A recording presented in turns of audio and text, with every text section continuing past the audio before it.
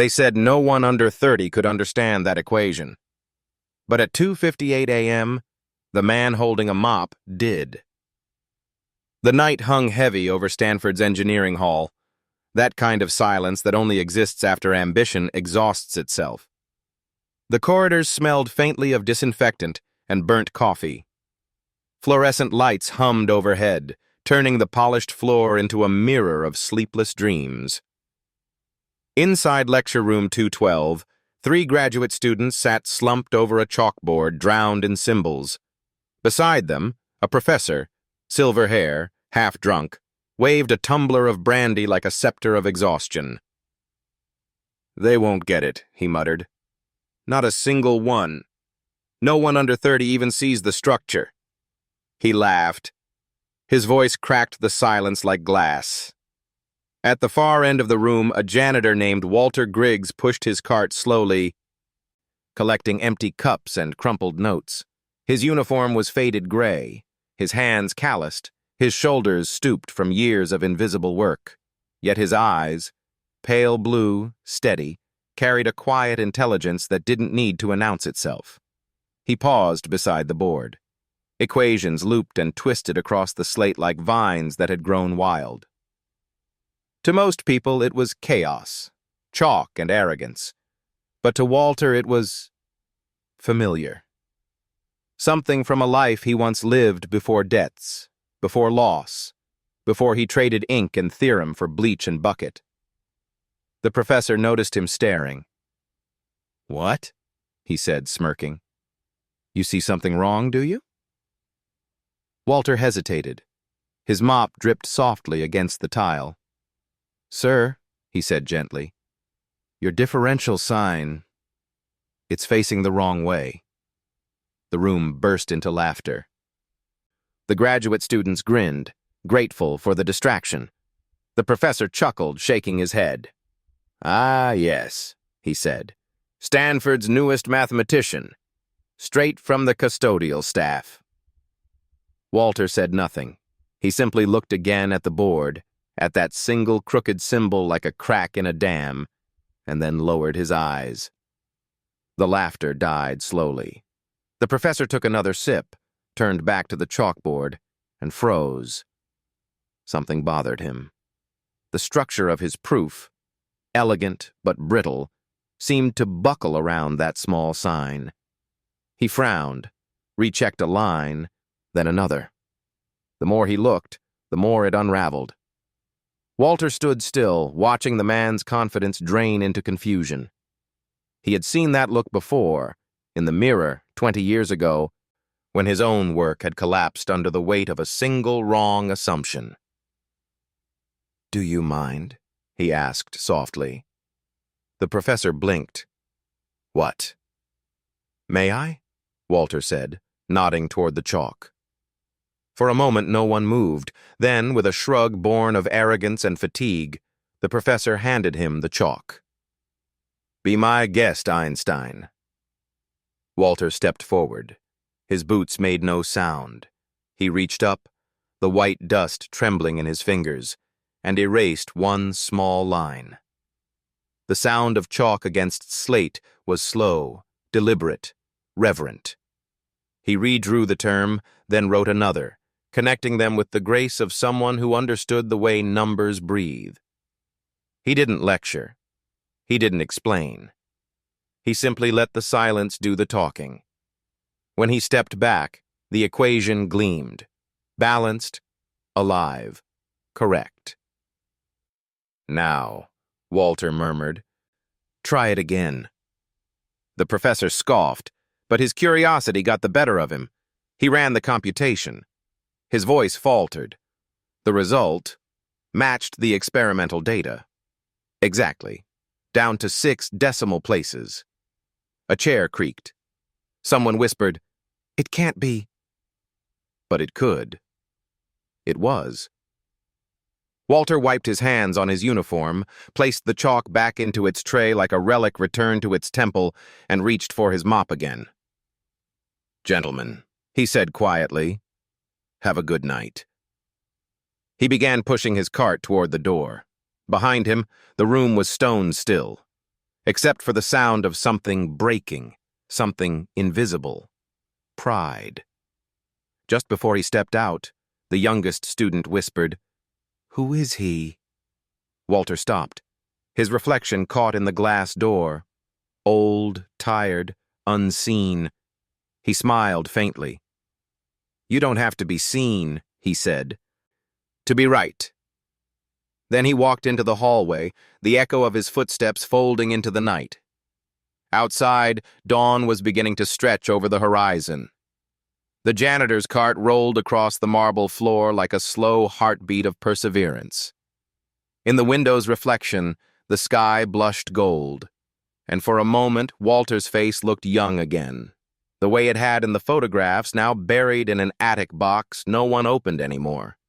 The world had forgotten his name, but the universe, in its quiet symmetry, had not. The next morning, Stanford's hallways were alive again. The clatter of coffee cups, the murmur of ambition, the hum of polished shoes crossing marble floors. But in lecture room 212, the air still felt haunted. The chalkboard stood untouched. The corrected equation, the one the janitor had written, remained there like a quiet ghost, 6 digits after the decimal. Flawless, unexplained. Professor Harold Quinn arrived late. His hangover had been replaced by something worse, curiosity. He stared at the board, tracing Walter's handwriting, calm, deliberate, almost surgical. There was something old-fashioned in the way each Greek letter curved, as if the man who wrote it had once published papers, not pushed mops. A graduate student entered, clutching a stack of notes. "Should I erase it, sir?" Quinn shook his head. "No," he said. "Not yet." All day, the memory of that night gnawed at him. He replayed every detail. The smell of cleaning chemicals, the gentle voice, the exact phrasing, "Your differential sign, it's facing the wrong way." No ordinary man would notice that. He searched the staff records that evening. The janitor's file was thin. Walter Griggs, 62, employed since 2011, night shift. No degrees listed, no emergency contact, just an address in a forgotten part of Palo Alto. But there, in the margins of the HR system, Quinn noticed a fragment, a note left by an earlier administrator. Previous career, research, Caltech, unverified. He stared at the line for a long time. "Caltech?" he whispered. The pieces began to move. Slowly, dangerously. That night, long after the labs had emptied, Quinn returned to room 212. The chalkboard still glowed faintly under the overhead lights. He opened his laptop and began typing every symbol Walter had changed, each correction, each subtle realignment, trying to understand not just how it worked, but why. And as he did, something clicked, not in the math, but in himself. The proof, long thought to be unstable, suddenly sang with clarity.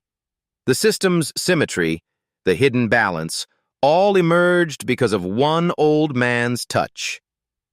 "Who are you, Walter Griggs?" he murmured. A whisper came from the corridor. "You shouldn't be here this late, sir." Quinn turned. It was Mira, the night receptionist. "Just finishing some revisions," he lied. Mira hesitated. Then, almost shyly, she said, "You mean the janitor?" Quinn blinked. "You know him?" She nodded. "Everyone here does. He fixes lights that no one else can fix. Doors that haven't opened in years suddenly work after he passes by. He hums when he cleans. Old songs. Sad ones." Her voice softened. "Some say he used to be someone important." Quinn's throat tightened. "Someone important," he repeated. When she left, he sat in silence for a long time, staring at the chalkboard. Somewhere deep inside, beneath decades of academic armor, something began to shift. Shame, admiration, and the faint, painful spark of humility. The next morning, Quinn drove to the address in the file, a narrow street of cracked sidewalks and quiet houses leaning under the California sun. He found Walter's name on a rusted mailbox. No doorbell, just peeling paint and a stray cat asleep on the step. He knocked. No answer. Then a voice from inside, gentle but wary. "I don't open the door before noon. Too many salesmen." "It's Professor Quinn," he said quickly. "From last night." A pause. Then the door creaked open just an inch. Walter stood there in a plain white undershirt, eyes tired but kind. Behind him, the house smelled of old paper, machine oil, and time. Books lined every wall, stacked in precarious towers. On a desk sat an ancient microscope, its brass edges dulled by dust. Quinn's breath caught. "You kept all this?" Walter smiled faintly. "Some men keep photographs. I keep ideas."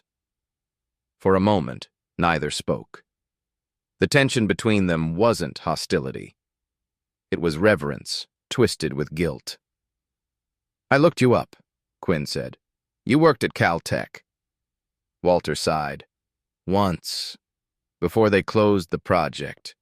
Before my wife got sick. Before the bills piled high enough to bury a man's pride." He turned away, the mop still leaning by the door. "You don't get second chances in our world, Professor. Not if you fall quietly." Quinn looked around the room. The faded papers, the notebooks filled with diagrams, the smell of lost years. "You could have been one of us," he whispered. Walter smiled sadly. "I was one of you. That's why I know what it costs." A long silence. The ticking of a clock filled the space between them. Then Walter said something that would echo through Quinn's memory for years. "You people chase recognition. I chase understanding. They're not the same thing." That night, Quinn couldn't sleep. He sat in his study, staring at the ceiling, haunted by the janitor's words. He realized he had spent his whole career trying to be seen. Conference stages, journal covers, committee chairs. But the man sweeping the hallways had lived the same love for knowledge without needing applause. Somewhere between shame and awe, a plan began to form. A quiet one. He would find a way to bring Walter back, not through charity, not through pity, but through truth. The system Walter corrected had potential far beyond that one equation. It could reshape the algorithm Quinn's department had been struggling with for months. He just needed evidence. And courage. He closed his laptop, whispering to the empty room, "Let's see if the janitor still remembers how to teach." Outside, in a small house on Grant Street, Walter sat by a lamp, sketching in an old notebook. The ink trembled under his fingers. His breathing was steady but slow, the rhythm of someone who had lived too long with silence. He paused to look at a photograph taped to the page, a young woman smiling beside a blackboard, chalk in hand. His daughter. He whispered to her as though she could still hear him. "They laughed again tonight, Lily, but maybe this time it'll lead somewhere better." He closed the notebook, turned off the lamp, and the night folded itself around him. Gentle, forgiving, infinite. Morning found Professor Harold Quinn with a decision burning a hole through his composure. He wore the neatness of faculty, pressed shirt, soft leather shoes, but carried the unrest of a man who had seen his reflection and not liked the truth inside it. The university moved in its bright routines. Cyclists with backpacks, coffee steam rising like ghostly banners, seminar doors clicking open and shut. Nobody noticed the professor pause on the landing outside lecture room 212, staring at last night's chalk like a confession he had not yet signed. He took a breath, then turned away. Some choices are made in a corridor before you reach the office, and his was one of them. By noon, Quinn stood behind the front desk of facilities, a place faculty rarely visited unless something was broken in their world. The night receptionist, Mira, looked up, surprised to see him in daylight. "Professor," she said, straightening, "do you need a work order?" "Yes," he replied, but his voice softened. "Not the usual kind." Mira's eyes warmed with curiosity. She reached for a clipboard, then stopped when he added, "I'm looking for Walter." "He's on inventory," she said. "South wing storeroom." Quinn thanked her and started down the hall. The fluorescent lights hummed. The scent of lemon cleaner floated in the air like an odd kind of mercy. He reached the storeroom door and found it ajar. Inside, Walter Griggs stood at a metal table, counting boxes of light bulbs with a care no one paid him enough to give. He wore the same gray uniform, but there was something ceremonial in the way he lifted each small box, as if each might hold a quiet star. "Mr. Griggs?" Quinn asked. Walter looked up, neither startled nor deferential. "Professor." He set a bulb down. "If this is about the board, I was only—" "It's not about the board," Quinn said. "It's about what comes after." The old man waited. Quinn closed the door behind him. He had prepared speeches the way nervous men prepare umbrellas, but none of them fit the weather of the moment. So he told the truth. "I want your help," he said. "We have a project. A stubborn one, the kind that embarrasses a department slowly until the budget bleeds out. I think you see patterns my students aren't trained to see. And I think you once stood on our side of the hallway and were punished for it." Walter's eyes flickered with something like amusement, then grief. "Punishment comes in many uniforms," he said. "Some wear tweed, some wear polyester." "I'm not asking you to come back as a professor," Quinn said quickly. "The gatekeepers would choke on their badges. But there is a way." He took a folded paper from his pocket, smoothed it on the table. "Consultant, night shift, off the books at first. The department has discretionary funds for special services." Walter studied the paper without touching it. He read the small print that hid large intentions. "Off the books," he repeated. "And what would you call me? The Phantom of Room 212? Quinn almost smiled. "W. Gray," he said. "A name that says nothing and offends no one."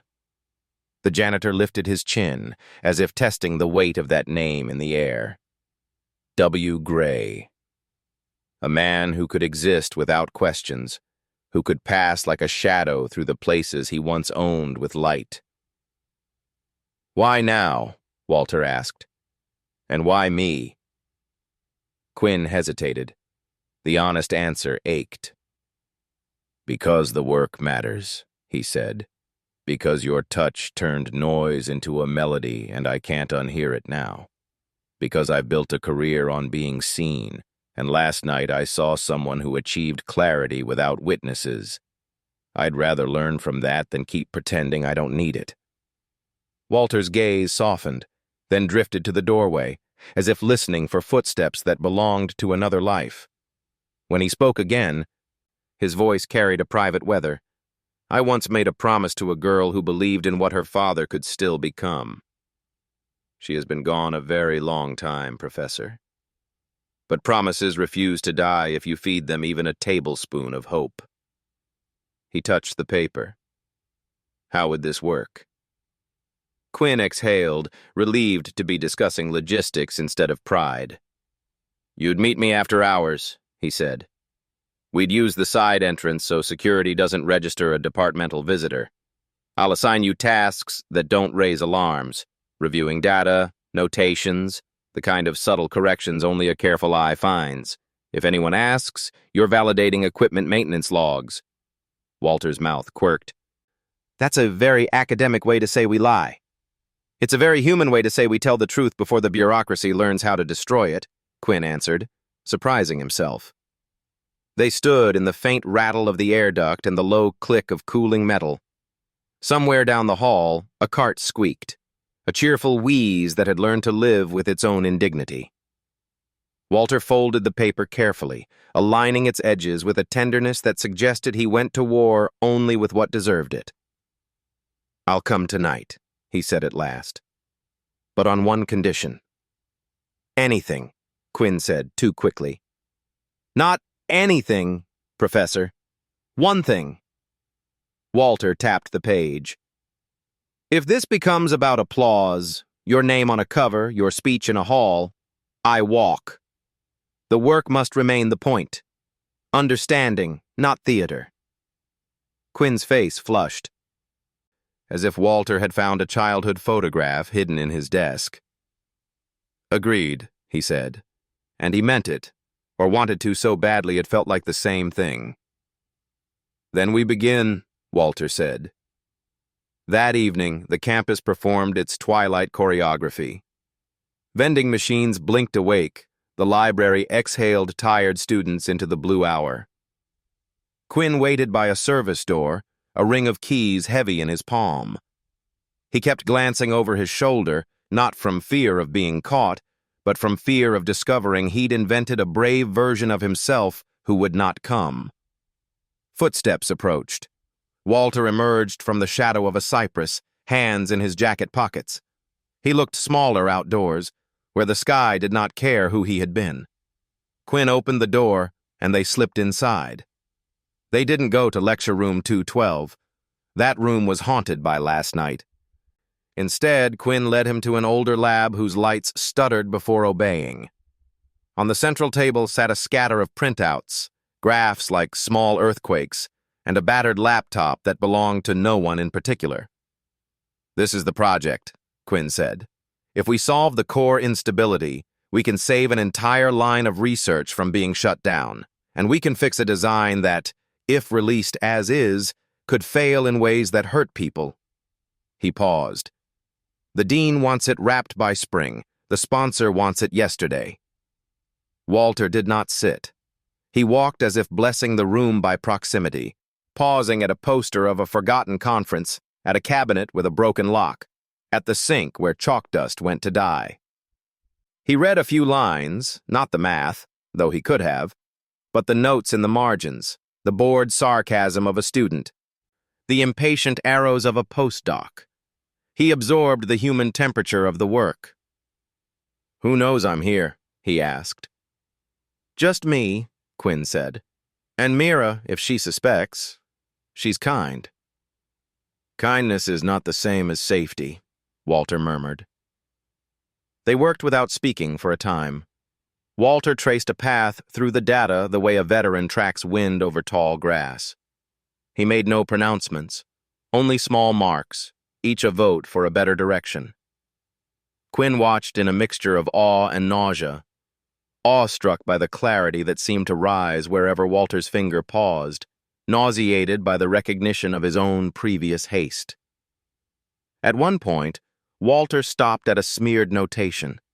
He lifted the page toward the fluorescent light, then toward the window, where a thread of moonlight entered like a timid guest. "People don't make the same mistake 6 times by accident," he said softly. "They make it because something inside them is begging for the wrong answer." Quinn felt the sentence slice cleanly through more than the problem on the table. "Are you talking about the data?" he asked. "Or me?" Walter placed the page down with care. "Professor, I don't fix men," he said. "I fix symbols until men can bear to look at themselves." The line might have sounded cruel in another mouth. In Walter's, it became a balm that stung and then soothed. Near midnight, Mira appeared in the doorway with 2 paper cups and a composure that declared she had chosen which secrets deserved protection. "Coffee," she said, setting the cups down. "And a reminder, the night guard is doing rounds in 15. Quinn nodded, gratitude crowding his throat. Walter met Mira's eye and gave a small nod that contained a thank you no one else had taught him to say. When she left, Quinn leaned over the table. "There's something else," he said. "The sponsor's liaison, Dr. Elaine Park, has been asking why I'm suddenly optimistic. She smells blood in the water when a project shifts. If she presses, I'll need a cover stronger than chance and caffeine." Walter's face composed itself into that tired, knowing peace he wore when the world tried to hire his soul for cheap. "Then let the cover be the truth," he said. "Say that a friend from your past looked over the notes. Someone old school. Someone who values clarity over credit. Say his name is W. Gray. And if she asks to meet him?"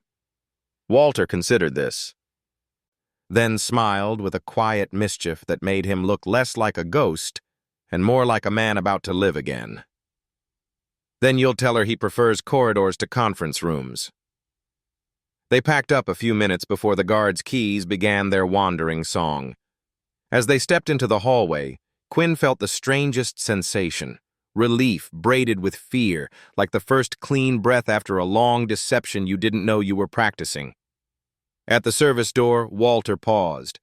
The night air held the cool of eucalyptus and the far-off hush of the ocean pretending it wasn't miles away. "One more condition," he said. Quinn braced. "When this turns, as these things always do, when someone decides a janitor has no business near a miracle, promise me you won't let them burn the work to keep their pride warm." Quinn's answer was not rhetorical. "I promise." Walter nodded, satisfied not with the words, but with the way Quinn stood inside them. They parted without handshake or ceremony. Walter disappeared along the path where campus lights pooled like coins no one bothered to collect.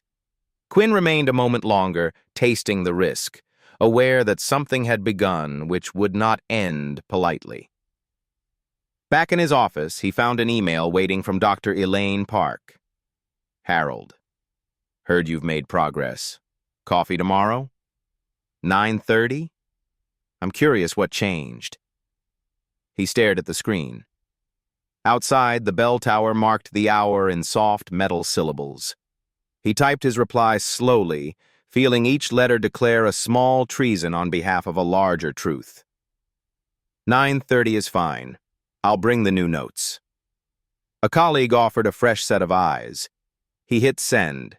Then he closed the laptop and leaned back, listening to the campus breathe. Somewhere, a corridor waited for a conversation that would decide what kind of men they were willing to be. In a small house on Grant Street, Walter opened a drawer and took out a name tag he had made years ago as a joke no one else would get. He pinned it to his shirt and looked in the mirror. The plastic rectangle read, W. Gray.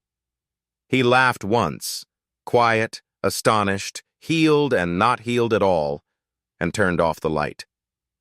By morning, Stanford looked ordinary again, like nothing had happened.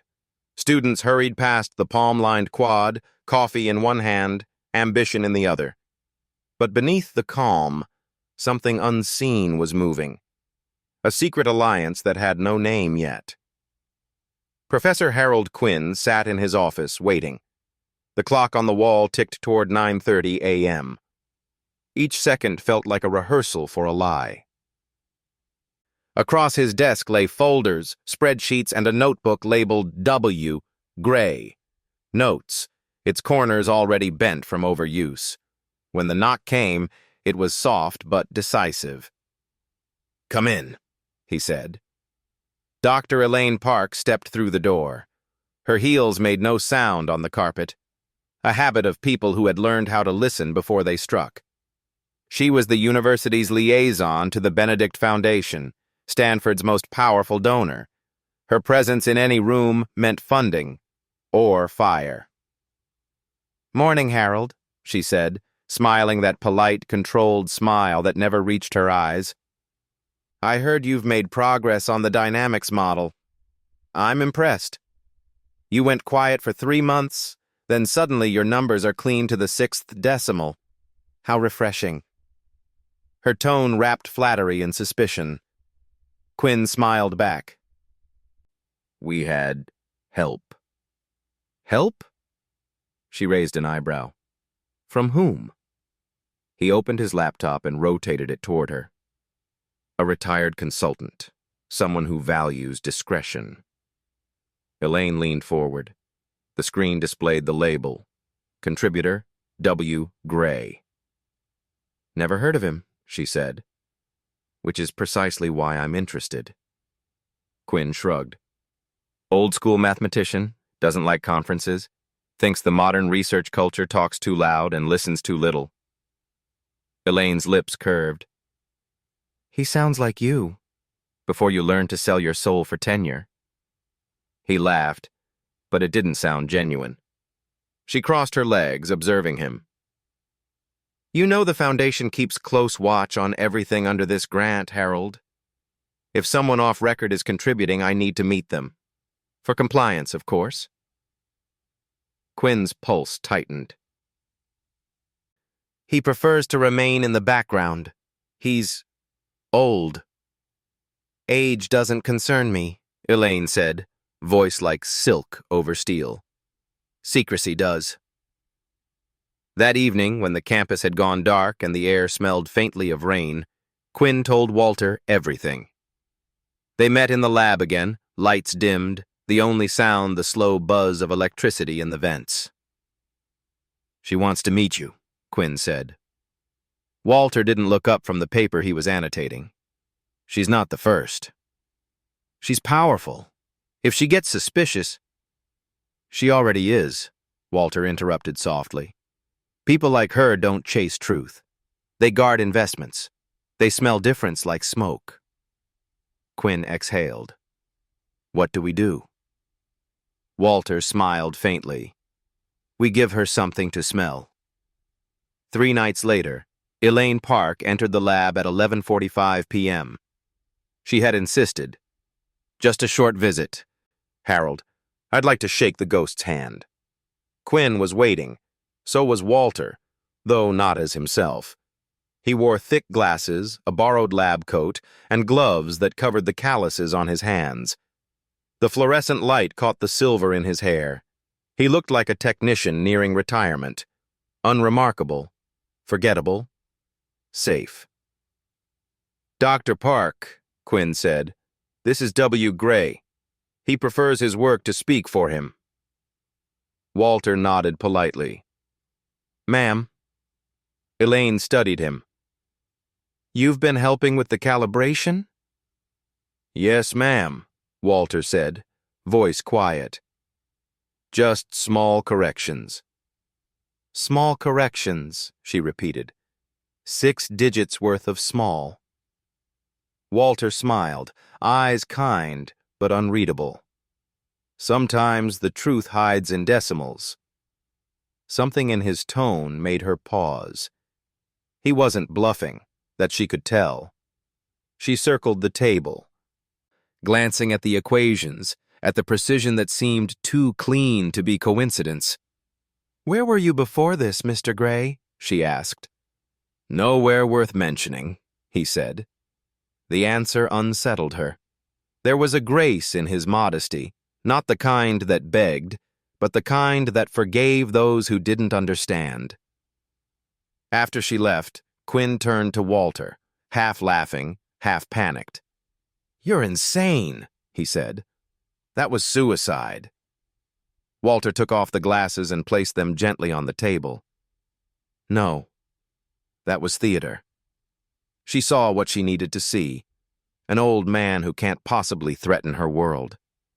That's how invisibility works, Professor. It's a cloak woven from people's arrogance. Quinn sank into a chair. And if she digs deeper? Walter looked toward the window, where rain began to trace soft lines down the glass. Then she'll find a janitor, he said, and stop looking before she finds the man who used to be one of them. For weeks after, they worked in quiet rhythm. Walter would arrive just after midnight, notebook under his arm, eyes bright with fatigue and purpose. He would hum an old tune while checking Quinn's data, making small corrections that carried large meanings. Mira sometimes brought them sandwiches, pretending not to notice the shift in their dynamic. The professor listening, the janitor leading. Once, near dawn, Quinn asked, "Why do you still do this, Walter? After everything they took?" Walter smiled without looking up. "Because when a child dies before she finishes her science fair project, the father finishes it for her, even if the world has forgotten what it was about." The words hit like prayer and confession at once. Quinn understood finally that Walter's grief had never sought revenge, only completion. But outside their sanctuary, the storm was gathering. Elaine Park had returned to her office that night with a question burning through her polished calm. Who is W. Gray, really? She searched the HR system. Nothing. She searched payroll. Nothing. Then, in an old grant archive, she found a name. Dr. Walter Griggs, former researcher at Caltech, dismissed after a project collapse in 1998. She leaned back in her chair, eyes narrowing. So the ghost had a name after all. The rain had stopped, but the air over Stanford still carried the scent of thunder, the kind that never really leaves. In the quiet that followed, betrayal waited like a shadow under light. That morning, Dr. B. Elaine Park walked through the university's corridors with a folder pressed against her chest. Her heels made no sound. Inside that folder was a name she wasn't supposed to know. Walter Griggs. The dean's office was made of glass, beautiful, transparent, and full of secrets. Elaine stepped inside and placed the file on his desk. "Your professor has been collaborating with a man who doesn't belong here," she said. Dean Armitage adjusted his glasses. "Define doesn't belong." "His name is Walter Griggs," Elaine said evenly. "He was dismissed from Caltech years ago after a failed experiment, one that cost a life and almost ruined their lab. He disappeared after that. Until now." The dean's face tightened. "And Quinn brought him here?" "He calls him W. Gray, the janitor who solved the unsolvable." Her tone carried both admiration and disgust. "It's poetic but dangerous. If the Foundation finds out, this university loses millions." Armitage leaned back, voice calm like water over stone. "Then we'll pretend we never knew. Handle it quietly." That evening, Quinn's phone buzzed. A short message. Dean's office. Now. He knew before he arrived. The air in his chest was already heavy with guilt. The dean was waiting by the window. His words came slow, deliberate. "Harold, I'm told you've been receiving unauthorized assistance." Quinn didn't bother denying it. "Yes. And that assistance is the reason we're weeks ahead of schedule. He's not just cleaning floors. He's seeing things no one else can." The dean's expression didn't change. "That's not your call to make." "He's done nothing wrong," Quinn said, voice rising. "Wrong?" The dean leaned forward. "You think the world cares about wrong? They care about headlines, lawsuits, reputation. You're playing chess with the wrong pieces, Harold." He handed over a memo. "Effective immediately, all external collaboration is suspended." And just like that, years of quiet redemption began to collapse. At midnight, Quinn stormed into the lab. Walter was there, always there, surrounded by papers, chalk dust, and the smell of coffee that had long gone cold. "They know," Quinn said, voice shaking. "Elaine told them. They're cutting us off." Walter didn't flinch. He simply kept erasing a line on the board, one careful stroke at a time. "They always do when truth gets too close to comfort." "We can fight this," Quinn said. "I'll go public. No." Walter turned. His voice was soft, but it carried the weight of an entire life. "You'll lose everything. I've lost mine already." Let me carry what I can still carry.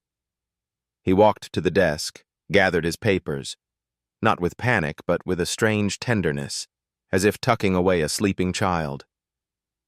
I'll tell them I forged entry, that you knew nothing. Walter, stop. You don't need to protect me. He smiled faintly. I do, because you still believe the world rewards honesty. He paused, eyes on the fading chalk. I learned long ago it only rewards obedience. Then almost to himself he whispered, no one can destroy what they can't find. By dawn, the lab was empty. Campus security found a note taped to the door.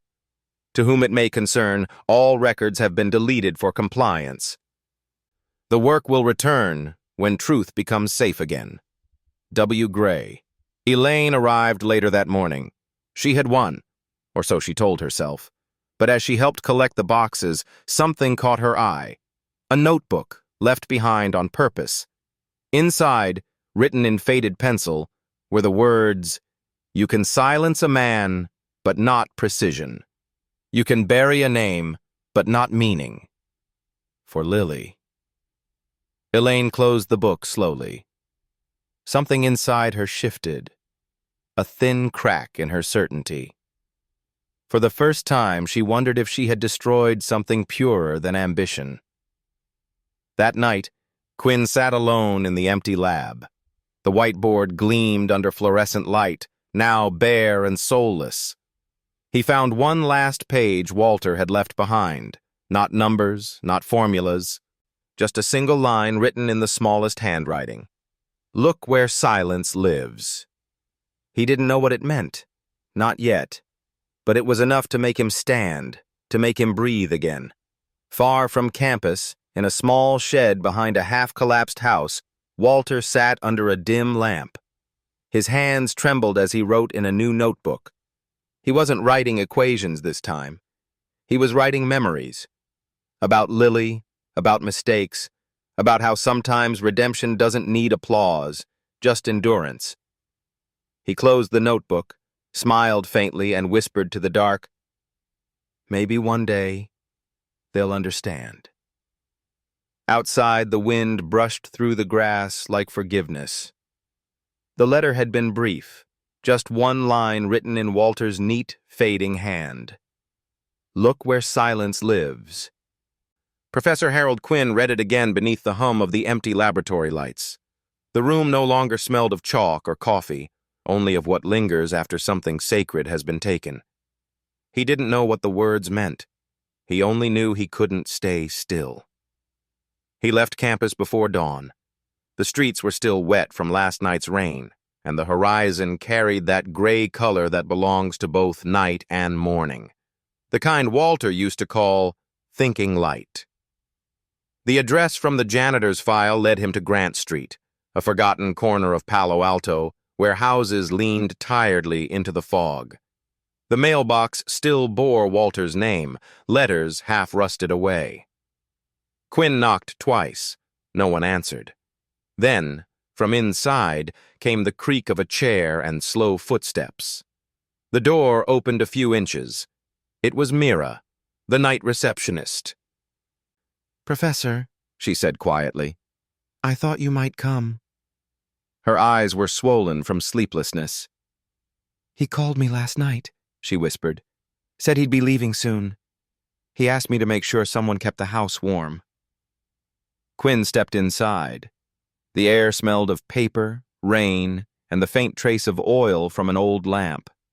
Books lay stacked in careful towers, notes folded into them like prayers. On the desk was a sealed envelope. His name was written on it in Walter's patient handwriting. He opened it slowly.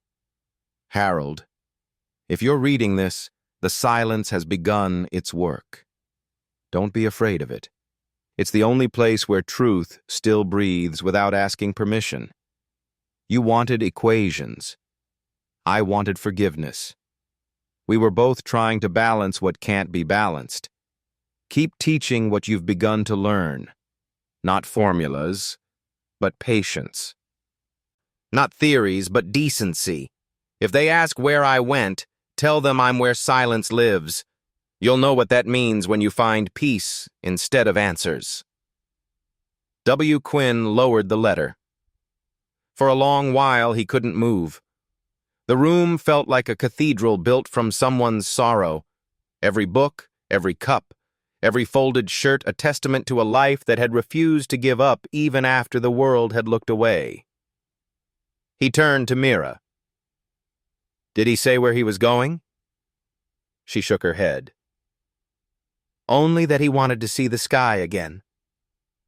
That evening, as Quinn returned to campus, he found someone waiting by his office door. Elaine Park stood there in a dark coat, rainwater still glittering in her hair. Her usual sharpness was gone. She looked human and broken. "Harold," she said softly, "I know what I've done."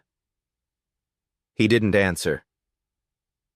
"I thought I was protecting the university," she continued, her voice trembling. "But when I saw what he wrote, when I saw her name, I realized I wasn't protecting anything worth keeping." Quinn turned slowly. "Her name?" "Lily," she said. "His daughter. She died after a failed treatment. The formula that killed her was his own work. That's why he left Caltech. Not scandal, not money, just grief." Silence held the hallway. "He's been rebuilding it ever since," she whispered. "Not the math, the meaning." For the first time, Elaine's eyes glistened, not with calculation, but with guilt. "I can't undo what I did," she said. "But if you know where he is, I'll help you find him." They searched quietly, asking questions only among those who would not report back to the dean. A night guard remembered seeing Walter leave campus before dawn with a small bag. A janitor from the physics wing said he'd been asking for directions to the old radio observatory north of the hills, the one Stanford had abandoned years ago when its funding dried up. "That's where silence lives," Quinn murmured. They drove out together after midnight. The road curved through empty hills, the headlights cutting through fog that seemed alive. The observatory appeared at the top like a sleeping giant, its dome half collapsed, the doors unguarded, the air humming with leftover electricity. When they stepped inside, they saw him. Walter sat at the center of the room beneath the old telescope, papers spread before him like relics. A single lamp glowed beside him, faint but steady. He didn't seem surprised. "I was wondering who'd find me first," he said. Elaine's voice broke. "You knew we'd come?" Walter smiled gently. "I counted on it. Guilt is faster than truth, but it travels the same road."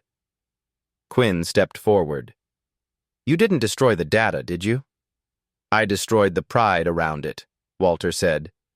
"The work itself deserved better hands." Elaine lowered her gaze. "It was Lily's project, wasn't it?" Walter nodded. "She used to ask me why people care so much about being first instead of being kind. I never answered her, so I built the answer instead." No one spoke for a long time. Dust drifted through the beam of light like slow rain. Then Quinn said quietly, "They'll come for you again. The dean, the foundation." Walter's eyes shone with calm certainty. "Let them. I've stopped hiding.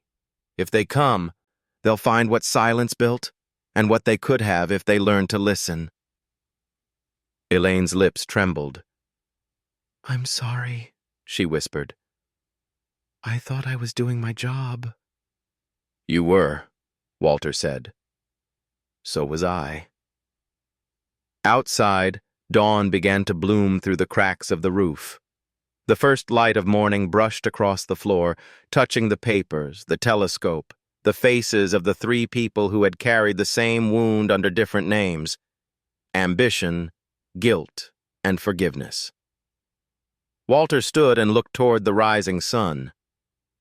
It's strange, he said.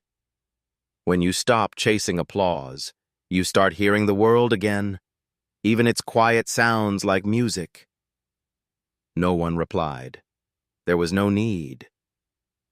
By the time the sun had cleared the horizon, the observatory's dome turned once more, slow and dignified, toward the light. From the distance, it looked like something had awakened after years of sleeping, not a machine, but a conscience. And though Stanford's campus never spoke of it openly, some nights, students swore they could see a faint glow on the northern hills. Some said it was an old telescope finding its aim again. Others said it was just reflection. But the janitors whispered another story, that the light came from a man who had once cleaned the floors of genius, and who, in his silence, had become one. By the next morning, word had started to slip through the cracks, whispered by night guards, carried in murmurs between departments, the kind of rumor too delicate to appear in email yet too alive to die. Someone said the old radio observatory had lit up again. Someone said a forgotten janitor was working inside it. Someone else claimed the telescope moved on its own just before dawn, aligning perfectly with a constellation that hadn't been mapped in years. At first, the university ignored it, but silence never stays quiet when it threatens pride. Dean Armitage summoned an emergency meeting. Elaine Park sat near the end of the long table, her shoulders tense, hands folded. Professor Quinn stood by the window, watching the fog roll across the courtyard like ghosts trying to find their way home. Armitage cleared his throat. "We've received reports," he said, "that classified research materials have been illegally removed from campus and are being used off-site, possibly by Mr. Griggs." He said the name with the precision of a man cutting something away. Quinn turned. "He's not a criminal." Armitage ignored him. "We have to think about the university's reputation, Harold, and yours. If donors hear that a dismissed janitor is operating under our name—" Elaine interrupted softly. "He wasn't dismissed for incompetence. He was dismissed for compassion you couldn't measure on a spreadsheet." The dean's face hardened. "I beg your pardon?" She looked up, her voice steady now. "You destroyed a man because he didn't fit your definition of success. Now you're terrified he might prove that success itself was never the point." The room went still. Armitage turned to Quinn. "You're involved in this. I suggest you stay out of it now. We're sending security to the observatory before this becomes a scandal." Quinn's answer was simple.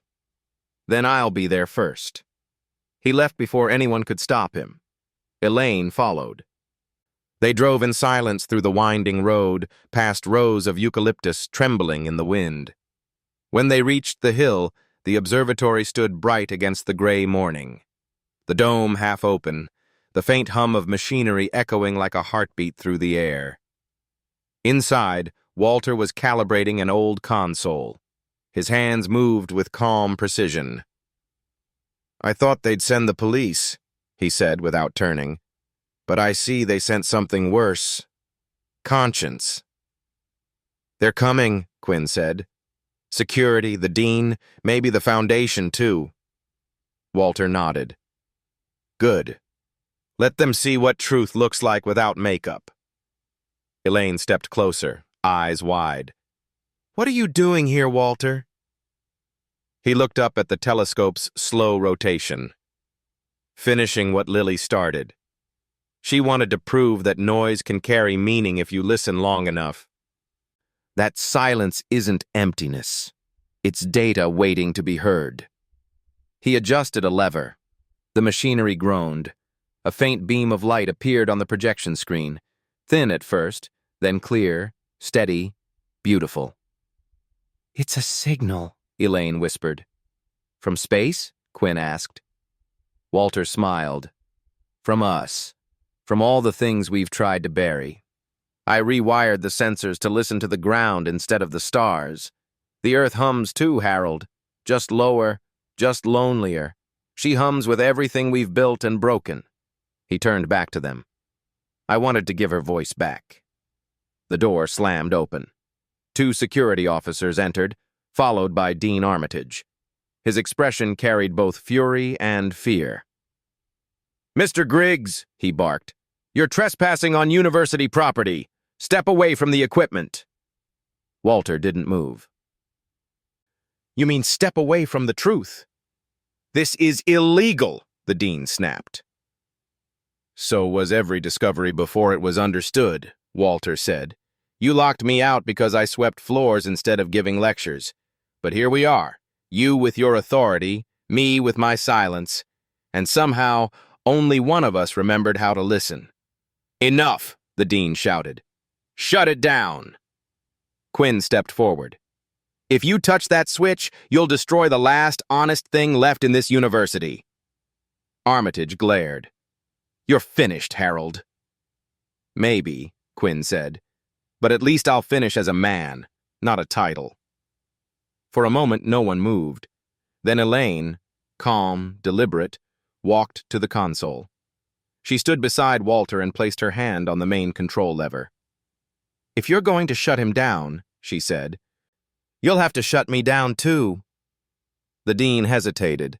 His authority, sharp as glass, suddenly looked fragile. "You're making a mistake." Elaine's eyes softened. "We already did." She pushed the lever forward. The observatory came alive. Screens flickered, dials spun, and a low vibration filled the dome like a choir of distant voices rising from the earth itself. Light poured through the cracks, spilling over the walls in trembling waves.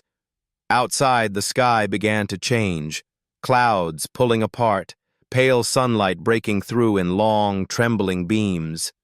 The hills glowed faintly, as if remembering something kind. The security officers lowered their hands. They didn't understand what they were seeing, only that it didn't feel like defiance. It felt like forgiveness. When it was over, the machines grew quiet again. No one spoke. The dean stood motionless, eyes fixed on the fading light. Walter took a slow breath. "That's all I wanted to show you," he said. "That silence can be louder than power when it's full of truth." He picked up his bag, looked at Quinn and Elaine, and smiled. A small, human smile that reached the corners of his eyes. "Take care of the place," he said.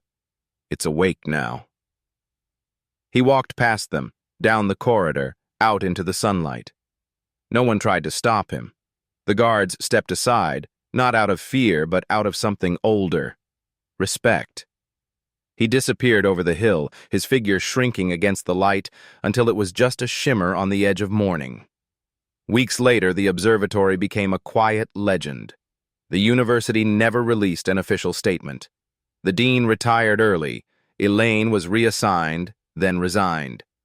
Quinn kept teaching, though his lectures changed. He spoke less about formulas and more about listening, to silence, to failure, to the spaces between words. And sometimes, late at night, he'd drive out to the hill and sit under the dome that still turned by itself now and then, as if guided by invisible hands. No one ever saw Walter again. But the janitors swore that once in a while, when the wind blew just right, you could hear a man humming through the walls of the observatory, an old gentle tune, as if he were still sweeping dust from the floor of the stars. Months passed. Stanford moved on, as all grand institutions do, pretending nothing had happened while quietly rearranging the furniture of its guilt. The observatory remained closed for safety reasons, though at night some claimed its dome still turned by itself, following a rhythm no one had programmed. Professor Quinn stopped arguing with the board. He still taught, but softer now, slower, as if every lecture were a prayer for what had been lost. Elaine Park left the university without a farewell email. She vanished into the world beyond conferences and headlines, her name erased from glossy reports. But the one who truly disappeared was Walter Griggs. No one saw him leave. No one saw him arrive anywhere else. It was as though he had stepped sideways into some parallel life made of quiet and forgiveness. Until one spring morning, nearly half a year later, a letter arrived for Quinn. No return address, only the faint smell of pine. Inside was a photograph, a small mountain village. Children gathered around a workbench. Among them, an older man in a flannel shirt was showing them how to take apart an old radio. His head was bowed, his hair silver, his smile small but unmistakable. On the back, a single line, "Where silence lives now, it has company."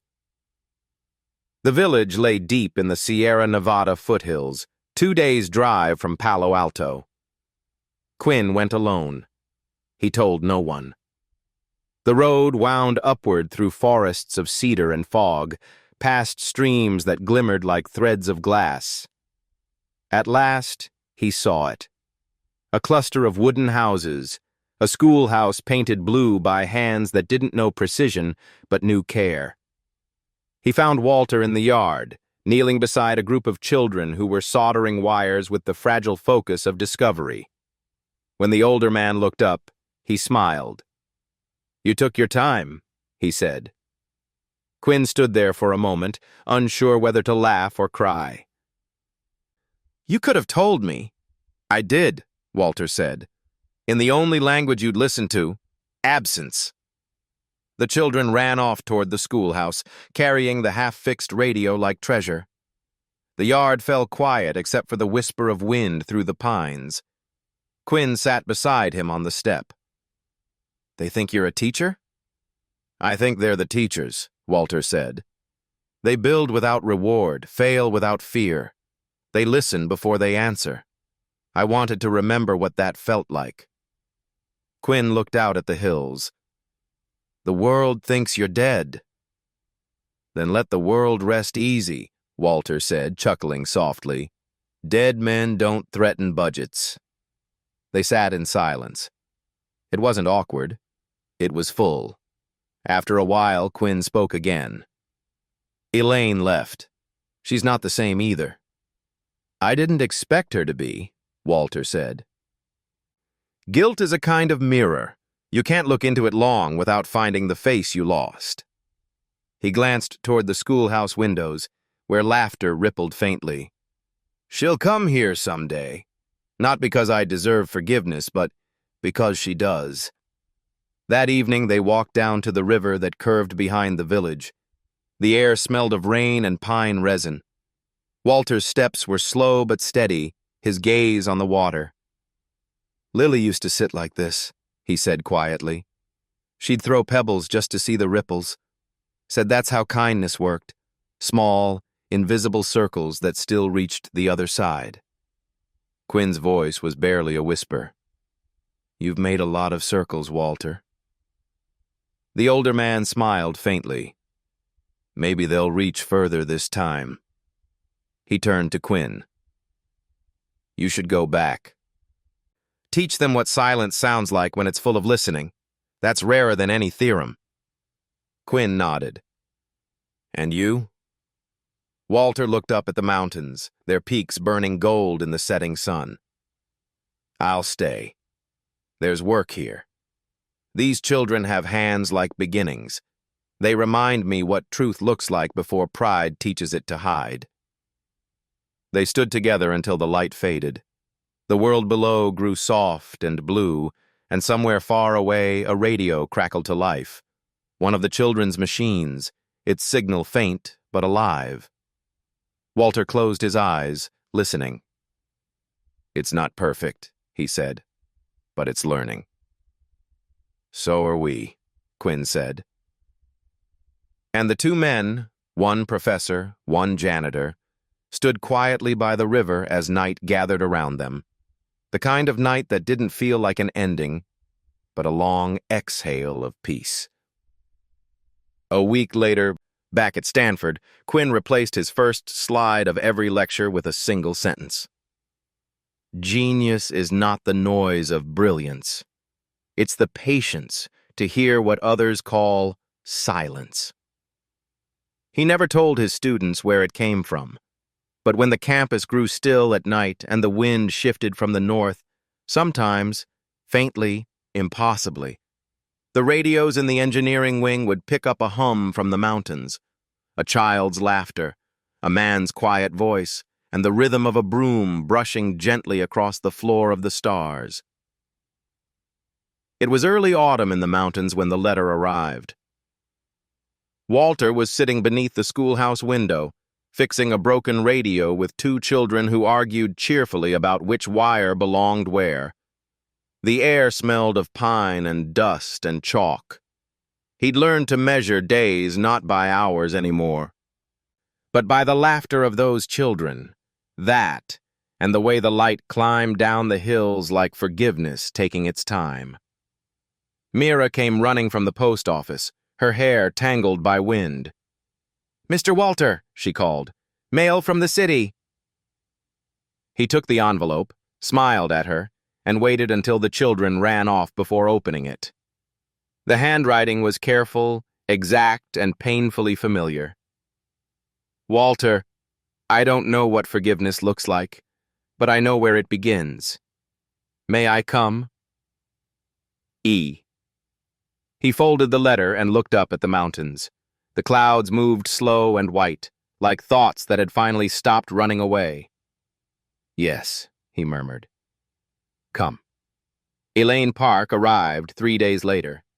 The village children stopped their games to watch the elegant stranger step down from a dusty bus, her city clothes out of place among the smell of sawdust and soup.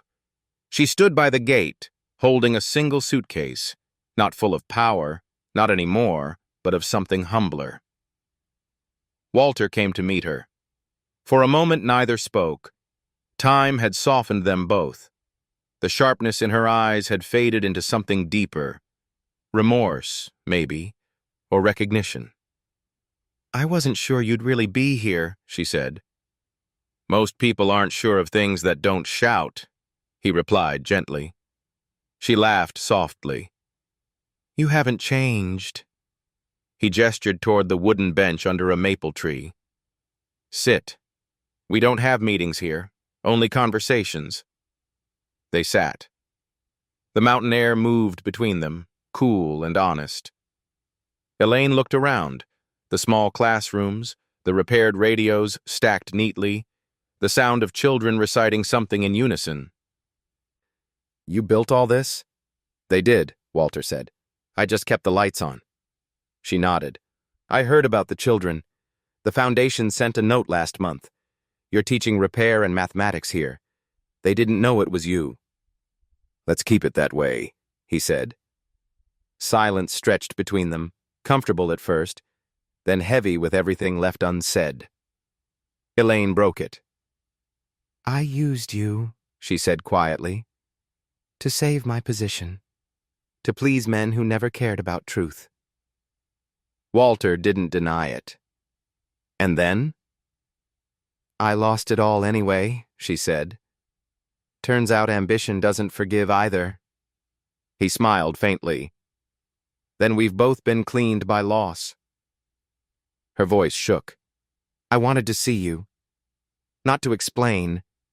Just to bring this." She opened her suitcase and took out a small metal plaque. It bore no university logo, no donor's name, only 6 engraved words. For Lily Griggs, she listened first. Walter froze. His fingers trembled as he traced the letters. Elaine whispered, "It's for the observatory. I thought maybe—" But he didn't let her finish. He stood, eyes bright with tears he had not allowed for years, and pulled her gently into an embrace. For a long time neither spoke. The mountain wind carried only the sound of leaves brushing against the roof, the kind of sound that once might have gone unnoticed. But not now. Not anymore. When he finally spoke, his voice was quiet but steady. "Elaine," he said, "forgiveness isn't a word. It's what happens when pain forgets to introduce itself." She nodded, unable to reply. That evening, as the sun folded itself behind the ridge, the entire village gathered in front of the schoolhouse. Walter stood beside Elaine and the children, holding the plaque. He turned it toward the last light of day. The letters glowed briefly, like the shimmer of something understood too late, but still in time to matter. Then he spoke, not to them, but to the air, to the memory that still lived in every quiet corner of his heart. "Lily," he said softly, "your classroom's finally full." Elaine closed her eyes. Quinn's words echoed faintly in her memory. Genius is not the noise of brilliance. It's the patience to hear what others call silence. She realized then that Walter had not escaped the world. He had rebuilt it, smaller, truer, and infinitely kinder. When the night came, the stars over the mountain shone clearer than any she had seen before. The children had gone to bed. Walter stood by the river, looking up. Elaine joined him, silent. "You'll go back tomorrow?" he asked. "I think I'll stay a few days," she said. "There's something peaceful here. Maybe I can learn it." He nodded. "It doesn't take long. The trick is to stop trying." They watched the water flow under the moonlight, steady, unhurried, unashamed. In that moment, neither of them thought about the past, or the papers, or the university. Only the sound of the river and the laughter of children carried by wind from the schoolhouse windows. Walter closed his eyes, listening. "That," he said quietly, "is what silence sounds like when it finally forgives." Winter came early to the mountains. The mornings carried a thin frost that clung to window panes, and the children's laughter rose through the cold like smoke. The little schoolhouse had become a heartbeat in that valley, a place where broken radios found new voices and quiet souls found new beginnings. Walter Griggs had grown slower that year, but the light in his eyes had not dimmed. Each morning he swept the yard before class began, humming the same tune the children now called the Star Song. They never knew it had once been his daughter's lullaby. One evening after lessons, Elaine found him sitting by the window, holding a letter from Stanford. "It's from Quinn," he said, smiling. "He says the university has named a small scholarship for students who come from unseen hands." Elaine smiled faintly. "He's learning." Walter folded the letter carefully and slipped it into his pocket. "We all are." That night, the snow came. The storm lasted 3 days. The children were sent home. The roads closed. Elaine stayed at the schoolhouse, tending the fire while Walter rested on a cot near the window. He was pale but peaceful, his breathing soft, the kind of peace that doesn't need words. "Do you regret it?" she asked quietly when the wind howled outside. Walter opened his eyes and smiled. "No. Regret is for people who wanted applause. I only ever wanted quiet that meant something." She took his hand. It was warm but weaker now. He looked toward the window where snowflakes drifted like tiny lights. "Lily would have liked this place," he whispered. "So much silence and yet everything speaking at once." Elaine's throat tightened. "She would have been proud of you." He shook his head gently. "No, my dear. I'm proud of her. She taught me to listen." Then he fell asleep, slow, steady, smiling. When morning came, the fire had burned low, and the world outside was wrapped in white. Walter's face looked almost young again, as if time had quietly stepped aside to let him rest. Elaine sat beside him until the sunlight reached the floorboards. Then she opened the window. The wind rushed in, cold, clean, alive, scattering his papers across the room like white birds. News spread down the mountain, carried by postmen and travelers, until it reached Stanford. Professor Quinn read the letter alone in his office. He closed his eyes, took a deep breath, and whispered, "Thank you, my friend." That spring, the observatory reopened. The dome was repaired, the halls repainted. On the front wall hung a small bronze plaque with 6 simple words: "For the one who listened first." Each year, on the anniversary of that winter, a group of janitors and students would gather there. They'd light candles, not for ceremony, but for gratitude. For a man who had proved that truth doesn't need permission to exist. Far away in the mountains, the schoolhouse still stood. The children ran across the yard each morning, laughing, calling his name as though he had only stepped out for a moment. Inside, above the chalkboard, Elaine had hung his broom and an old photograph. Walter with the children, sunlight behind him. Below it, she had written in chalk, "You don't have to be seen to be right." And every time a new child joined the class, she would point to those words and say, "That's what our founder believed. He swept floors once, and in doing so, cleaned the dust off an entire world." The wind would carry her voice through the open window, down the hill, across the fields, to where silence still lived, patient, eternal, humming with the soft rhythm of a man's last song.